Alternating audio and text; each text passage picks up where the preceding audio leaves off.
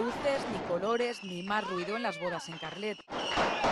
Pues un árbol sin sombra. No es una boda perfecta. Quedan prohibidas las tracas a la salida de los novios en la plaza de la iglesia y el ayuntamiento. Les mandamos una carta diciéndoles que pasen un día muy bien, pero que quedaba terminantemente prohibido disparar cohetes. Me parece mal, porque eso es bonito, no sé, es alegre. Se ha hecho toda la vida y ahora porque no se puede hacer. Porque eso es tradición de siempre. Es bonito, es mes de novia y mes de todo, ¿no? Los daños en las baldosas y el mobiliario urbano han motivado esta medida. Se ha hecho toda la vida y no se ha roto nada. No, eso no es de la traca. Eso es lo menos malo que hay. También la suciedad que queda en la plaza y las quejas de los comerciantes. Porque a los novios les parece muy bien, pero hoy el vecindario... El uso de las tracas y los fuegos artificiales lleva regulado desde el año 2005, aunque la mayoría lo desconocía. Ni idea, no sabía. Por eso se ha optado por esta medida drástica. Dejarnos en cohetes no puede ser. Los carletinos tendrán que conformarse con tirar arroz.